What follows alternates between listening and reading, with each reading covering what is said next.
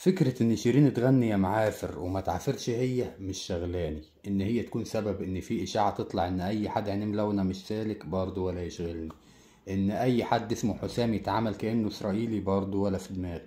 اللي فارق معايا حاجة واحدة، الطريقة اللي مخلي حسام ماسكها كأنها كرة شراب رابطها باستك يخبطها في الحيطة وترد تاني. عشان كده فضلت ابحث على النت ووصلت للحل. دكتور علاقاتي بيشرح ازاي تخليها خاتم في صباعك. يلا نتفرج.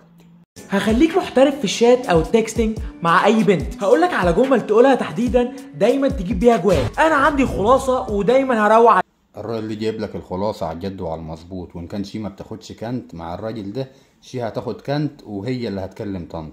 اي خدمة. فلتر بينهم مثلا 3 5 كده، اكتر 5 او 3 عاجبني، ودول بقى اللي اخش اتعامل واتكلم معاهم. شايف يلا انت وهو مش عمال تلف ورا سحر شبشب، دي بيشوف احلى 5 وبيتعامل معاهم، بيكلم بالخمسة الفاجر.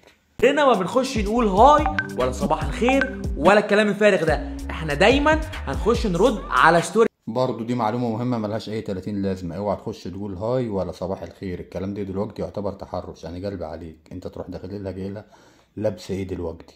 منزله طقم حلو او فستان حلو، بكتب بكل بساطه كده هتعملي قلق فين النهارده، حسب بقى اللغه بتاعتك المعنى اللي انا بقوله ده تقول. فهمت النقطة دي؟ تقول الكلام ده باللغة بتاعتك، يعني مش تقولها هتعملي قلق فين النهاردة وانت زي حالاتي مش شرقية. لو انت مش شرقية ابو كبير فجوز خط البحر ابو حماد بلبس اي حتة من حتة الرايجة دي، روح داخل عليها هي داخلة واحدة. خراب الخراب على الروجان، نازلة تعري فين النهاردة. لو انت عارف هي مثلا بتحب تاكل ايه، تستعمل الاوبنر التانية بتاعتي وهي الطقم ده محتاج له ديت سوشي مثلا. جامت اللقطة الأخيرة دي مهمة بالشرقاوي، هتقولها بما انك لابسة العباية الفجرة اللي على الحبل.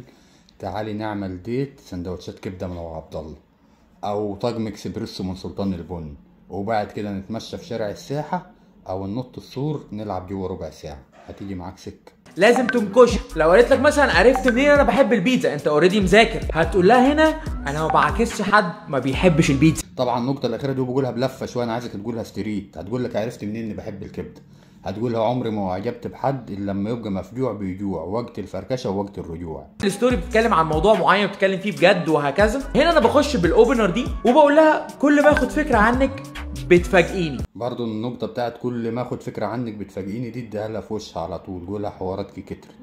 بعد كده بقى نخش لسكشن انا بسميه التيزرز. تنكش تخش على طول بالتيزر اللي انا اقول لك عليه دلوقتي. لا بالنسبة بقى لموضوع الحتة بتاعت التيزر دي، انا ما جربتش الدخلة دي قبل كده وما انصحش حد يجربها. هو يعني كان عنده معلومات على التيزر تابعوه، لكن انا بصراحة ما عنديش خلفية. اي حد يا جماعة يعرف حاجة في الحتة دي بالذات يبعتلي على الخاص، عشان مش عارف. لاحظت ان في حاجات مشتركه كتير بينا، فهي الرد الطبيعي اللي ما فيش غيره هنا هتقول لك ايه ده بجد هما ايه. لا اللقطة الأخيرة دي بره عني بصراحة ما اضمنهاش، خصوصا حتة في حاجات مشتركة بينا دي، يعني أنا شايفها عيبة في حقك كراجل، بس لو عايز تجربها جربها. الجمله اللي انا بستعملها كتير اللي هو قولي لي على اكتر 3 حاجات ممكن يعجبوني فيكي. السؤال ده بيجننهم، بيخليهم مش على بعضهم. حلوة بقى الحتة دي، أنا مش عارف ليه السؤال ده بيجننهم، بس أنا من زمان عايز أجنن البنات. رسالة لكل البنات، إيه أكتر 3 حاجات يعجبوه زي ما هو جالي السؤال كده هو بقولهولكوا عشان تتجننوا. يلا بقى موتوا بغيظكم. تعملي ايه يوم الخميس بعد ما تشوفيني؟ السؤال بتاع هتعملي يوم الخميس بعد ما تشوفيني دي ما تسألوش لو انت مش شرقية، عشان اكيد مش هتغرنج من الفرحة بعد ما تشوفك. يعني هي لو مش شرقية ويوم الخميس هتلاقيها مثلا عند نسوق جايبة سمك بتنضفه، وده باخد وقت وصبح عليها جمعة فهتروج البيت، فمش طالبة حوارات. ما تسألش أسئلة انت عارف اجابتها. اول ما تخش على الواتساب على طول قول لها تفتكري انا مسميكي ايه، او حاطط ايموجي جنب اسمك ايه. برضه سؤال تفتكر انا مسميكي ايه وحاطط ايموجي ايه جانب اسم كده، ما تسألوش غير لو انت سالك. لكن لو انت بقى مسماها اسم كده وحاطط ايموجي من اللي احنا عارفينه ففكك من السؤال ده، عشان ده في قضايا في حوارات.